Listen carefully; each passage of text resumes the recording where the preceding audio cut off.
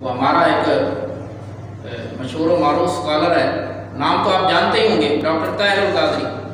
وہ کہتا ہے نبی کریم علیہ الصلوۃ والسلام کے بعد جو خلیفہ ہیں، خلافت دو قسم کی ہے، ایک خلافت ظاہری اور ایک خلافت باطنی۔ ایک خلافت سیاسی ہے، ایک کہتا جی روحانی ہے۔ تو حضرت ابوبکر صدیق تو کہتا ہے وہ سیاسی خلیفہ بلا فصل ہے، اور حضرت علی المرتضیٰ روحانی خلیفہ ہے۔ یہ عقیدہ بھی متقدمین علماء نے کسی بھی کتاب میں بیان نہیں کیا۔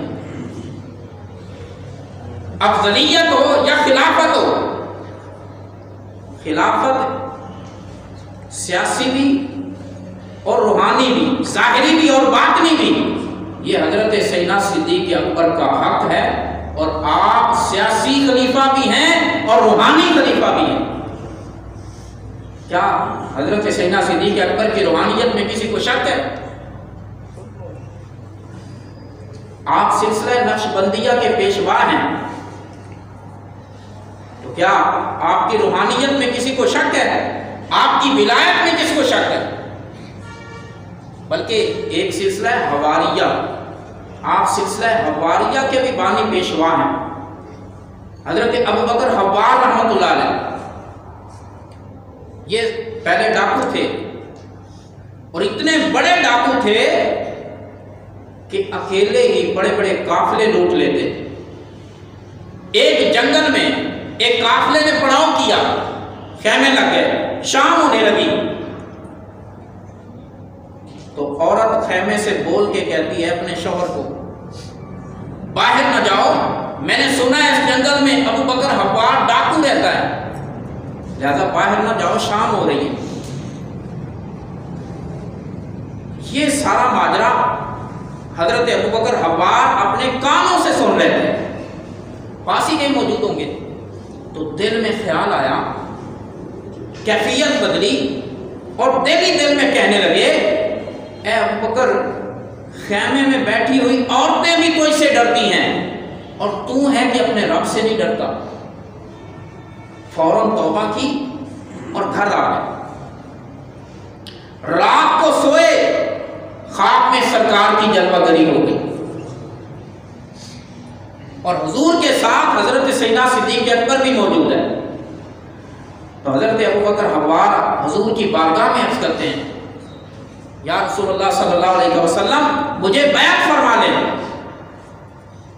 تو حضور نے مسکرا کے فرمایا تجھے بیعت تیرا ہم نام ہی کرے گا، یعنی ابوبکر۔ تو حضرت سیدنا صدیق اکبر نے حضرت ابوبکر حوار کو بیعت کیا، اور پھر کلہ خلافت عطا فرمایا، خرقہ خلافت دیا اور کلہ پہنایا۔ حضرت ابوبکر حوار کہتے ہیں جب صبح جاگا تو کلہ اور خرقہ میرے پاس موجود تھا۔ اس سے ہے سلسلہ حواریہ۔ بتائیے آپ کی روحانیت میں کس کو شک ہے؟ یہ تقسیم کی جائے کہ روحانی خلیفہ کوئی اور ہے اور سیاسی خلیفہ حضرت ابوبکر ہے، کیا ضرورت ہے؟ اور پھر اعلیٰ حضرت فاضل بریلوی رحمۃ اللہ علیہ ملفوظات الصابل میں فرماتے ہیں سب غوثوں کے غوث اور غوثیت عظمیٰ کے عہدے پر فائز غوث اکبر حضور سید الانبیاء ہیں صلی اللہ علیہ وسلم، اور حضور کے وزیر ابوبکر و عمر ہیں۔ اور جب حضور علیہ السلام کا وصال ہوا تو حضور کے وصال ظاہری کے بعد غوثیت عظمیٰ کے عہدے پر حضرت ابوبکر فائز ہوئے، اور ان کے وزیر عمر و عثمان بنے۔ اور حضرت سیدنا صدیق اکبر کے وصال کے بعد غوثیت عظمیٰ کے عہدے پر حضرت فاروق اعظم رضی اللہ تعالی عنہ براجمان ہوئے، اور آپ کے وزیر حضرت عثمان و علی بنے۔ اور آپ کی شہادت کے بعد غوثیت عظمیٰ کے عہدے پر حضرت عثمان غنی آئے، اور آپ کے وزیر حضرت علی اور حضرت حسن مجتبیٰ بنے۔ اور حضرت عثمان کی شہادت کے بعد غوثیت عظمیٰ کے عہدے پر حضرت علی المرتضیٰ آئے، اور ان کے وزیر امام حسن و حسین بنے۔ یہ ہے روحانی خلافت کی ترتیب، یہی سیاسی خلافت کی ترتیب ہے، یہی اپنا خلافت ظاہری اور خلافت باطنی کی ترتیب ایک ہے۔ تفسیر روح المعانی میں علامہ محمود آلوسی رحمۃ اللہ علیہ شیخ خالد نقشبندی رحمہ اللہ کے حوالے سے واقعہ نقل کرتے ہیں۔